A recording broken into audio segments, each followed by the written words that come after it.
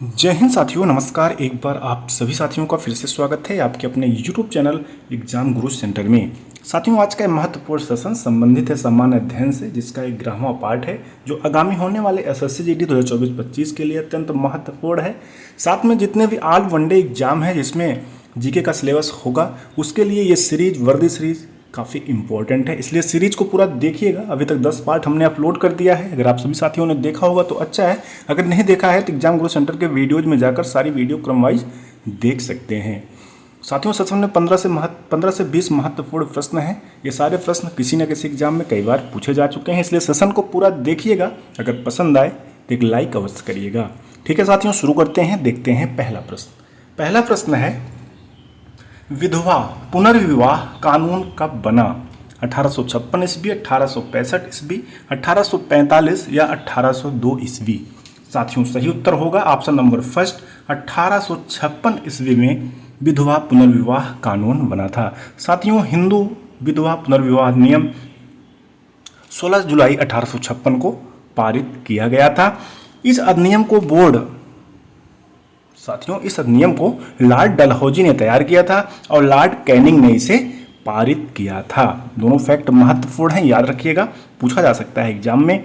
Date 16 जुलाई पूछी जा सकती है, और किसने इस अधिनियम को तैयार किया था और किसने पारित किया था, ये भी परीक्षा में पूछा जा सकता है। इसलिए सारे फैक्ट महत्वपूर्ण हैं, याद रखिएगा। आगे बढ़ते हैं, अगला प्रश्न देखते हैं। क्वेश्चन नंबर 2 है साथियों, अंग्रेजों ने फूट डालो और शासन करो की नीति कब अपनाई?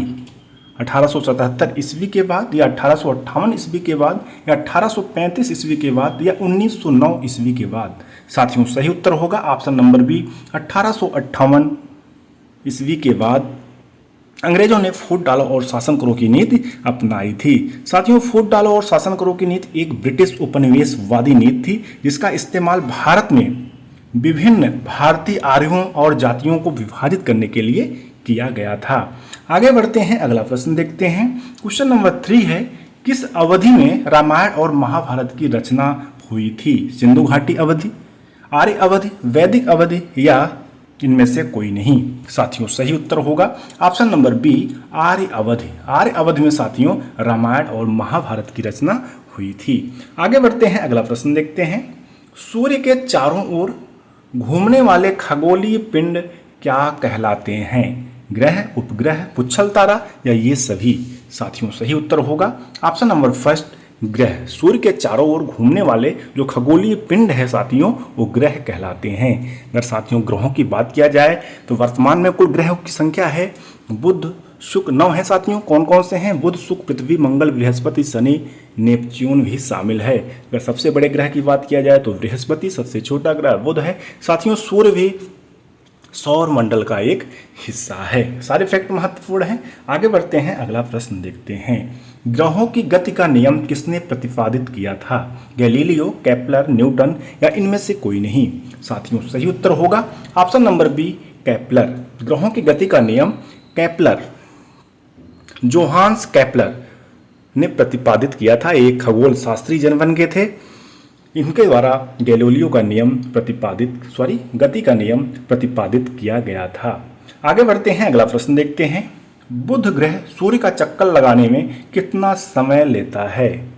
90 दिन, 88 दिन, 40 दिन, या 66 दिन? साथियों, सही उत्तर होगा ऑप्शन नंबर बी, 88 दिन। बुध ग्रह जो है साथियों सूर्य का चक्कर लगाने में टोटल 88 दिन समय लेता है। साथियों, सौर मंडल का सबसे छोटा ग्रह है। बुध ग्रह के पास कोई उपग्रह नहीं है। दोनों फैक्ट महत्वपूर्ण है, याद रखिएगा। आगे बढ़ते हैं, अगला प्रश्न देखते हैं। लोकसभा का उम्मीदवार होने के लिए अल्पतम उम्र क्या है? 25, 18, 21 या 30? सही उत्तर होगा साथियों ऑप्शन नंबर फर्स्ट, 25 वर्ष। लोकसभा का उम्मीदवार होने के लिए न्यूनतम जो अल्पतम उम्र है साथियों 25 वर्ष होना जरूरी है। आगे बढ़ते हैं, अगला प्रश्न देखते हैं। योजना आयोग को अब किस नाम से जाना जाता है? मंत्रिपरिषद आयोग, नीति आयोग, संविधान आयोग, या इनमें से कोई नहीं?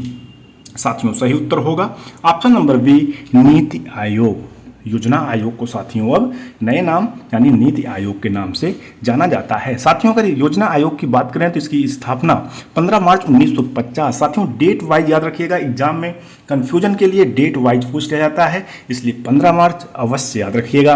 15 मार्च 1950 ईस्वी को प्रधानमंत्री जवाहरलाल नेहरू की अध्यक्षता में किया गया था। साथियों योजना आयोग को 1 जनवरी 2015 को नीति आयोग में बदल दिया गया।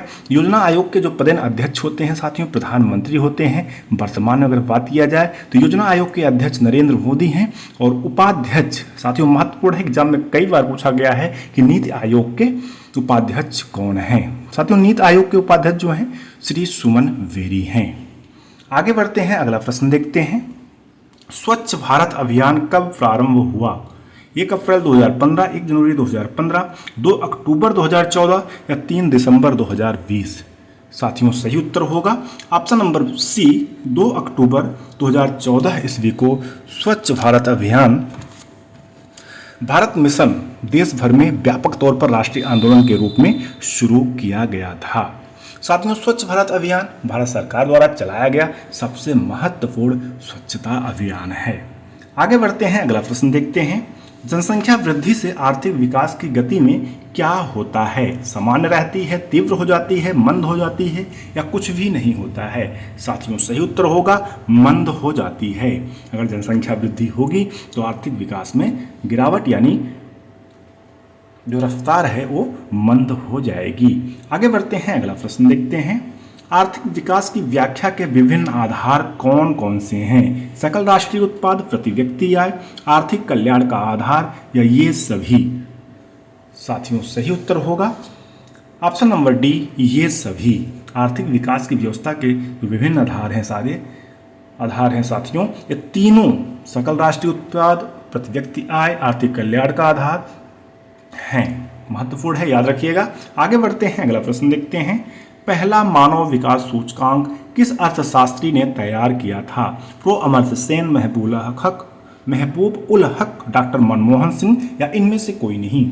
साथियों सही उत्तर होगा ऑप्शन नंबर बी, महबूब उल हक के द्वारा पहला मानव विकास सूचकांक तैयार किया गया था। अगला प्रश्न है, भारत शासन अधिनियम 1919 मुख्यतः किस पर आधारित था? Montagu Chelmsford, Ramsay MacDonald award या नेहरू रिपोर्ट या मार्ले मिंटो सुधार?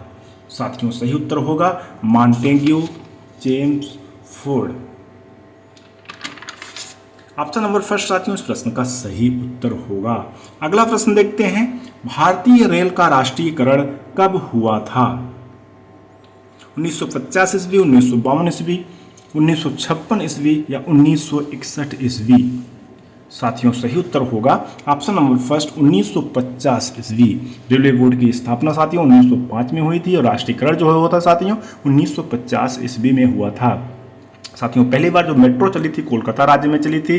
भारतीय रेल का जो स्लोगन है साथियों महत्वपूर्ण है, रेलवे एग्जाम में जरूर पूछा जाएगा कि भारतीय रेल का स्लोगन क्या है। तो स्लोगन है साथियों राष्ट्र की जीवन रेखा। क्या है? राष्ट्र की जीवन रेखा। आगे बढ़ते हैं साथियों, अगला प्रश्न देखते हैं। आधुनिक कंप्यूटर की खोज सर्वप्रथम कब हुई? 1949, 1946, 1952 या 1972 ईस्वी में? साथियों सही उत्तर होगा ऑप्शन नंबर सेकंड 1946 ईस्वी में आधुनिक कंप्यूटर की खोज हुई थी। अगला प्रश्न है, कंप्यूटर का हिंदी नाम क्या है? कंप्यूटर का हिंदी नाम क्या है? संगणक, परिगणक, गणना करने वाला या ये सभी? साथियों सही उत्तर होगा ऑप्शन नंबर फर्स्ट संगणक। कंप्यूटर का हिंदी नाम यानी हिंदी में क्या बोलते हैं साथियों? संगणक बोलते हैं। बहुत इंपॉर्टेंट क्वेश्चन है, सरल भी है, एग्जाम में ऐसे प्रश्न पूछ लिए जाते हैं। अगला प्रश्न है, कंप्यूटर साक्षरता दिवस कब मनाया जाता है? कंप्यूटर साक्षरता दिवस कब मनाया जाता है साथियों? 5 जनवरी, 2 दिसंबर, 22 अक्टूबर या 5 मार्च?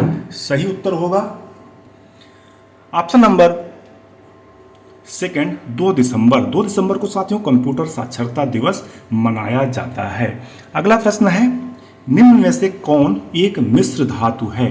जस्ता, स्टील, सीसा या एल्यूमिनियम? साथियों सही उत्तर होगा option number B steel. Steel जो है एक मिश्र धातु है। आगे बढ़ते हैं, अगला प्रश्न देखते हैं। आंख में प्रवेश करने वाले प्रकाश की मात्रा को नियंत्रित करता है? परितालिका, लेंस, पुतली या पश्चिमाभिपेशियां? साथियों सही उत्तर होगा ऑप्शन नंबर फर्स्ट, परितालिका। परितालिका जो है आंख में प्रवेश करने वाले प्रकाश की मात्रा को नियंत्रित करता है। अगला प्रश्न है साथियों, क्वेश्चन नंबर 20, यूकी भांवरी का संबंध किस खेल से है? टेनिस, क्रिकेट, बैडमिंटन या फुटबॉल? सही उत्तर होगा साथियों ऑप्शन नंबर फर्स्ट, टेनिस। यूकी भांवरी का संबंध टेनिस खेल से है। साथियों इस प्रकार से सेशन कंप्लीट हुआ। हमें उम्मीद है आप सभी साथियों को सेशन अवश्य पसंद आया होगा। अगर पसंद आएगा तो एक लाइक करिएगा, ज़्यादा से ज़्यादा अपने सभी साथियों तक भी शेयर करिएगा। Thanks for watching. अगर एग्जाम गुरु सेंटर परिवार में पहली बार जुड़े हैं तो चैनल को सब्सक्राइब करिएगा, साथ में बेल आइकन प्रेस करिएगा, जिससे कोई भी न्यू वीडियो बनती है तो आप सभी साथियों तक नोटिफिकेशन के माध्यम से सबसे पहले प्राप्त हो सके। ठीक है साथियों, मिलते हैं नेक्स्ट सेशन में, तब तक के लिए धन्यवाद। जय हिंद।